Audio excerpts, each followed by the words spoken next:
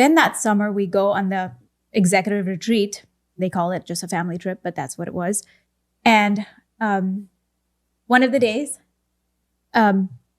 Pete comes up to me in the afternoon and just says, "Hey, I just want to let you know, your daughter walked in on me in the bathroom. I was fully naked. I was about to shower and she saw everything. Okay, I'm just letting you know." And he kind of was very defensive. And I just said, okay. What do you do with that? I mean, we're all there. It could have happened. Okay. I go check on her and she's not really, she's fine. She seems okay. She said, "Go upstairs and get changed," and he followed her. There are moments in an investigation where two accounts of the same event are placed side by side, and they cannot both be true. Not in the sense of a misremembering, not in the way two people with different vantage points might recall the same car accident slightly differently, but in the sense that one account says, "She walked in on me," and the other account says he followed her up the stairs. One account says a mother laughed and called her own daughter that naughty girl, and that mother says directly on the record, none of that happened. This is a video about two incidents, a bathroom encounter in the summer of 2020 and a beach house staircase in the summer of 2021. This is about what Suzy Lamb says happened, what Josh Brown told police investigators happened, what Joni Lamb's own cleaning lady told a detective she witnessed, and why those accounts matter, not just to one family, but to the thousands of people who trusted a billion-dollar Christian television network to model integrity.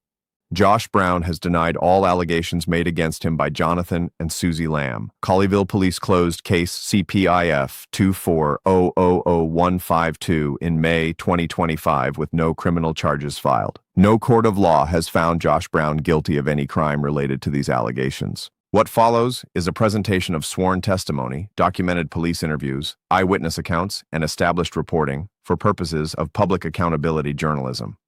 Viewers are encouraged to review the primary sources linked in the description. The Roy's Report, Colleyville PD Case CPIF24000152, the redacted case file obtained and published by the Roy's Report, KERA News, and WFAA Fort Worth Report. All are in the description below. For much of the earlier reporting on this story, the person at the center of the allegations was identified only as Pete, a pseudonym used by the Roy's Report because at that time, no criminal charges had been filed and the investigation was ongoing. That is no longer where the record stands.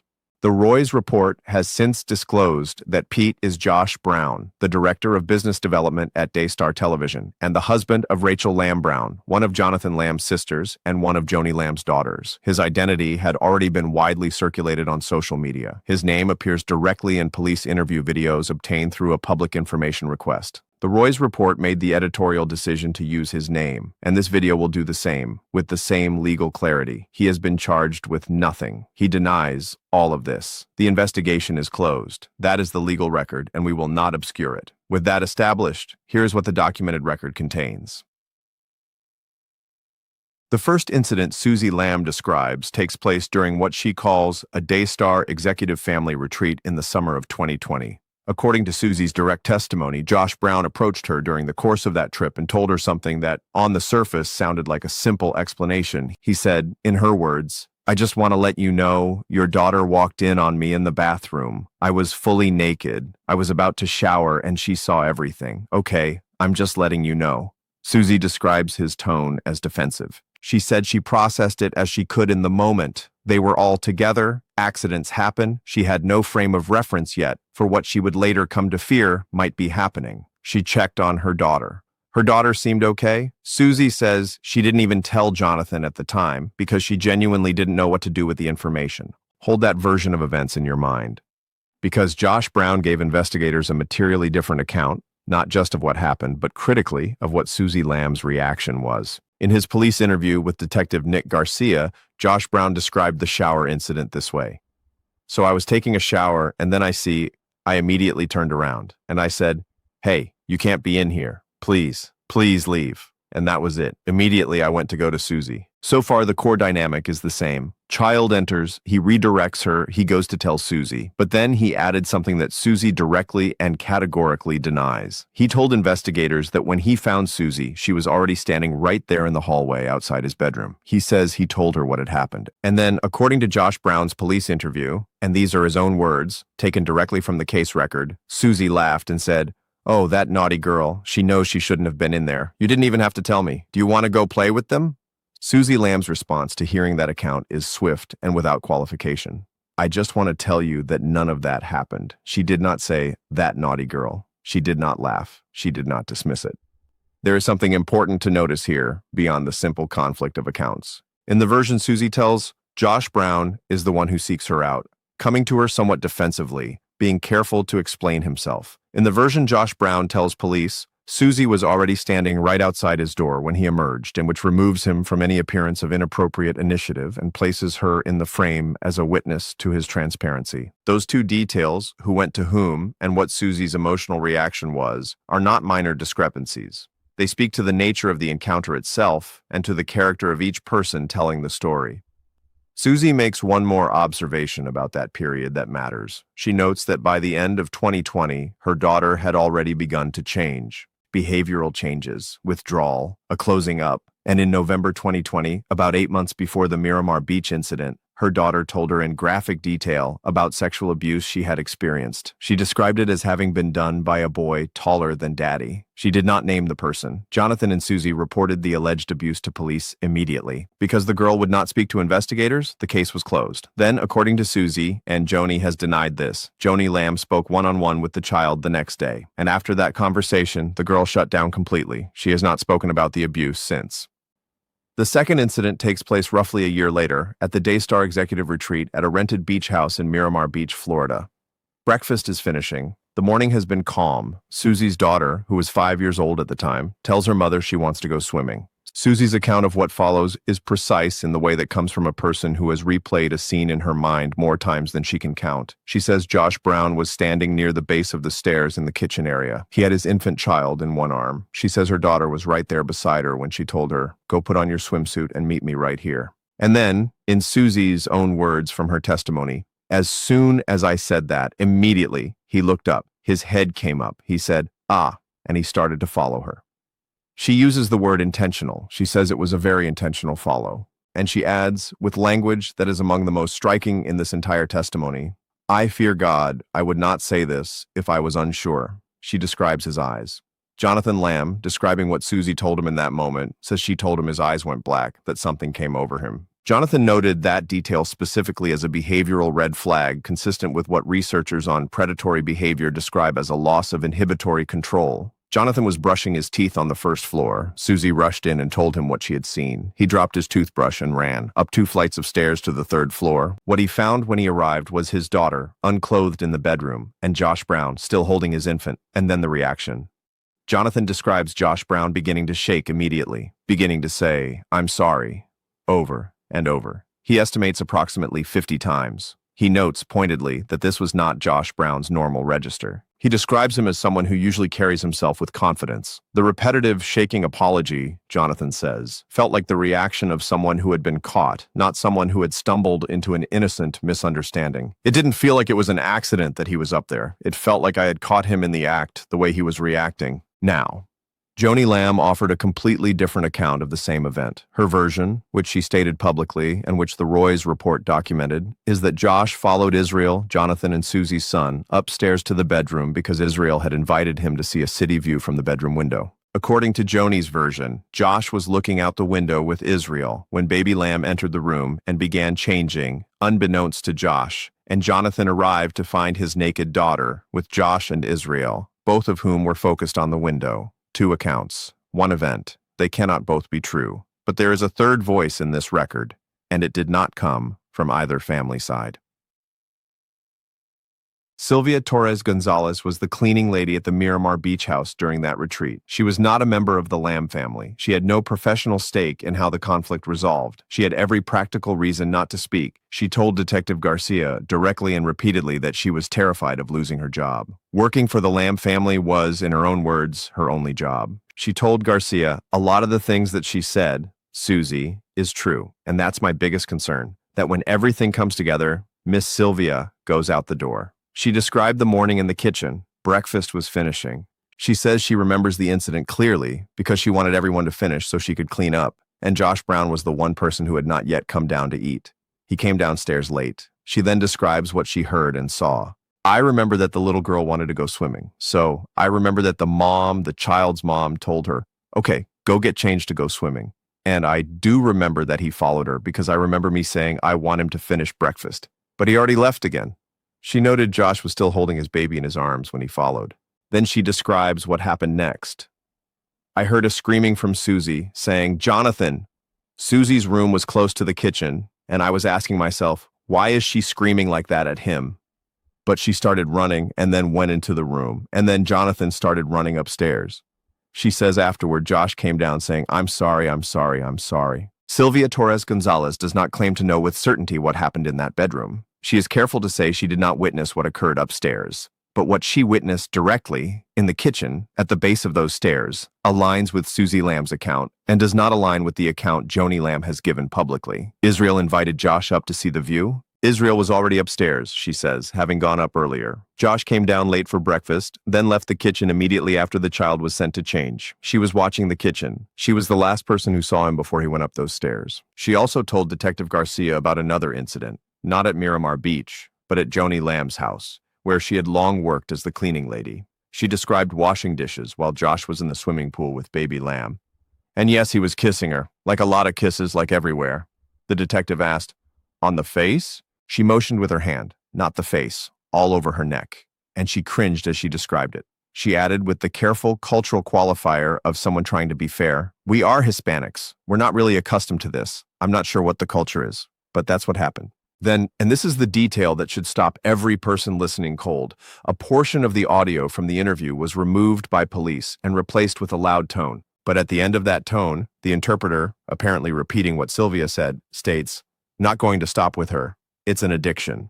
Audio removed by Colleyville Police Department. Interpreter, at the end of the tone, states, not going to stop with her. It's an addiction. Source, Silvia Torres Gonzalez police interview, February 4th, 2025, as published by the Roy's Report. Silvia Torres Gonzalez also described watching baby Lamb's behavior. She said the child was always pulling her clothes tightly around her neck and face. She said she noticed the way kids react because she felt it revealed more than words. I am not saying that's 100% the truth that something happened between them, but the way she acted, I could assume that she had a problem, that something went wrong. A witness with no family loyalty, no financial incentive, and a documented fear of professional retaliation, who corroborates the account of the accusing party, is not a minor footnote. In any accountability framework, secular or ecclesiastical, that testimony matters.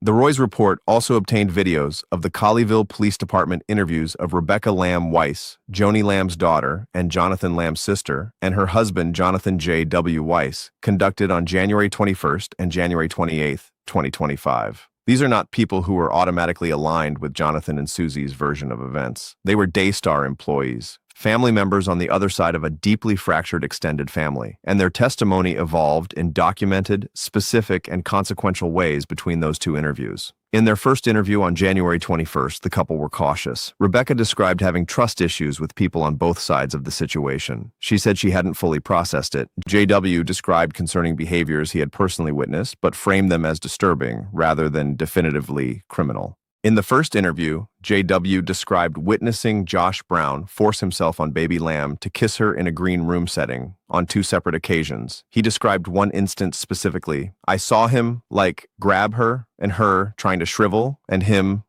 forcing mouth-to-mouth kiss. He described a second instance where Josh grabbed the child's face on both sides and kissed her. He said his reaction in the moment was, I wanted to, freak out. It was weird, you know? Detective Garcia asked, it was weird, not a blood uncle? Yeah, JW said. Exactly, Rebecca replied. Between the two interviews, JW and Rebecca had reread the 2021 letter JW had written detailing his concerns, and they had spoken with Silvia Torres Gonzalez. By the second interview on January 28th, something had shifted. Rebecca told Detective Garcia, my initial thought was that he did do something. But because of all the years and because of the two versions of events, and just honestly, I have trust issues with people on both sides of the situation. It's taken a while to gather our thoughts. And going back to this letter and then talking to Silvia, it just confirmed to me what my gut said all those years ago. She recounted what Silvia had told them, that she heard the child say she wanted to go swimming, heard Suzy tell her to go upstairs and change, and then saw Josh follow. That was one of the reasons why we wanted to talk to you, Rebecca told Garcia, because that just confirms to me that something's off. JW described what Silvia told them about the pool at Joni's house, the kissing, the incessant physical contact, and added that Silvia had also said that after the beach house incident when she was watching the children, Israel told her that Josh and baby Lamb had been naked in the same room upstairs together. Near the end of the second interview, JW asked Detective Garcia directly, "What's the timetable for getting Josh charged and dealt with?" And Rebecca added, "If he is a pedophile and he is doing this, we need him dealt with, period, for our niece. And for society," JW added. Also notable from the interview record, Daystar's attorney, Michael Heiskell, of the Fort Worth firm Johnson, Vaughn and Heiskell, was present during both interviews. When JW mentioned that he and Rebecca had spoken with Silvia and with another worker who was at the Miramar house, Heiskell said, on the record, in the room with a police detective present, "I thought we were trying to keep all this low profile, if you will." JW responded, "As low as we possibly can while getting to the bottom of it." Jonathan and Suzy Lamb have described what happened in the hours immediately following the beach house incident. According to their account, Marcus and Joni Lamb gathered with Josh Brown in a room in that house. And rather than confronting Josh Brown with the weight of what had just happened, rather than sitting with the fact that a man had just apologized 50 times while shaking in front of them, Marcus Lamb reportedly sat down beside Josh Brown and said, in substance, "I've been falsely accused too. We're on your side. This just can't be." Jonathan has reflected on that moment with both grief and a clarity that is hard to argue with. He and Suzy have said that in those hours, Josh Brown seemed close to something. Not a legal resolution, but a human one. He looked like a man who knew what he had done and who was carrying it. They believe that had the adults in that room pressed in rather than closed ranks, there might have been an admission, a confession, a break. Instead, the institution protected itself. Both Jonathan and Suzy have been careful to extend genuine grace to Marcus and Joni Lamb in their public commentary. They acknowledge human failing. They do not describe Marcus and Joni as irredeemable, but they are clear some things were handled very badly in that room. A child's protection was subordinated to an institution's reputation, and the consequences of that choice have been compounding ever since.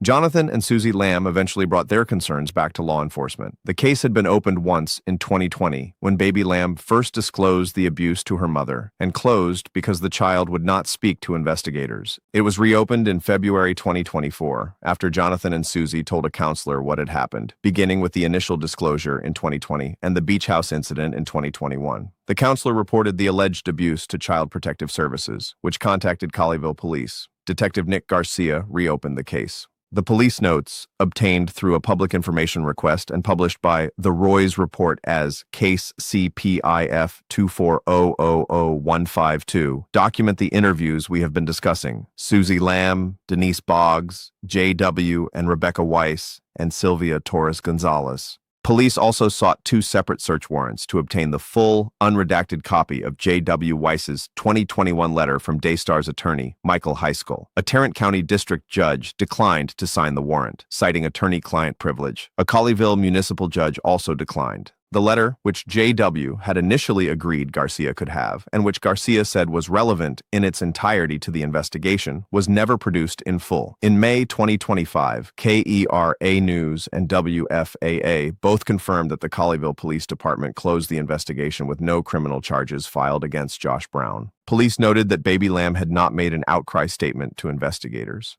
They also stated that if she does make such a statement, they will reopen the case. The closure of a police investigation is not, by itself, an exoneration. Cases involving young children who have not made verbal outcry statements to investigators face inherent evidentiary challenges that have nothing to do with the underlying truth of what was alleged. The Roy's report, the Fort Worth report, and KERA News have all covered the closure without characterizing it as a vindication of Josh Brown. His denial of all allegations remains his public and consistent position. What the record shows is this. Allegations were made. They were formally investigated by law enforcement. A third-party eyewitness corroborated the core of the accusing party's account. 2 members of the extended family went from cautious uncertainty to stated belief that something was done. And the case was closed without charges because the child has not yet spoken to investigators. The case file is public. The testimony is documented. And the police have said plainly, if she talks, they will reopen it.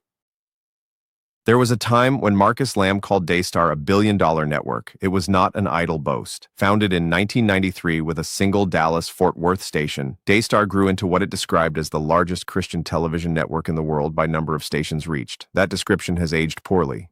Beginning in late 2024 and accelerating through 2025, the departures began. Joyce Meyer paused her program, citing the scandal at the network. Greg Laurie left, Jack Hibbs left, Jesse Duplantis departed. Ray Comfort ended his broadcast relationship with Daystar. James Merritt, the Kunnemans, Lance Wallnow, the list grew until, by the reporting of the Roy's Report and the Fort Worth Report, the total number of programmers who had severed ties exceeded 38. Some of these departures were framed by Daystar as unrelated to the scandal, a claim that grew harder to sustain as each new name was added to the list. The network that had hosted some of the most recognized faces in American evangelical Christianity found itself, by mid-2025, in the middle of a programming crisis that showed no signs of resolution. The Fort Worth Report, which has provided some of the most thorough local accountability journalism on this story, noted the institutional damage as compounding because it was never just about a single allegation. It was about the pattern of response to that allegation. The surveillance of Jonathan Lamb, the GPS tracker, the NDA ultimatums, the board meeting of November 2023, the quitclaim deed, the honeymoon charges. And underneath all of it, the question of what was known about Josh Brown, when it was known, and what was done with that knowledge in the hours and days after a child's father found a man in a room with his naked daughter, and that man apologized 50 times while shaking, a network built on the gospel of stewardship. And what was stewarded, critics would argue, was the institution, not the child. If you have followed this series from the beginning, you have watched a story grow from what might have seemed at first like a family dispute inside a Christian media organization, the kind of internal leadership conflict that happens in organizations of every kind, into something considerably more serious and considerably more documented. There is a child at the center of this story. She is older now. She has a mother who has described watching her close up. She has a father who dropped a toothbrush and ran up 2 flights of stairs. She has a great aunt who came forward despite documented fear of professional retaliation because her husband told her the truth will set her free. She has an aunt and uncle, J.W. and Rebecca Weiss, who told a detective, "If he is a pedophile and he is doing this, we need him dealt with, period." And she has, according to multiple sources, a grandmother who made a choice in a beach house room in August of 2021 that has defined everything that followed. The legal chapter of this story has for now closed. No charges. Case closed. May 2025. But the police have left the door open, and the documentary record remains fully, publicly, permanently open. The police case file is public. The cleaning lady's testimony is documented. The competing accounts of a bathroom in 2020 and a staircase in 2021 are both in the record das, and they cannot both be true. What you do with that is between you and your conscience.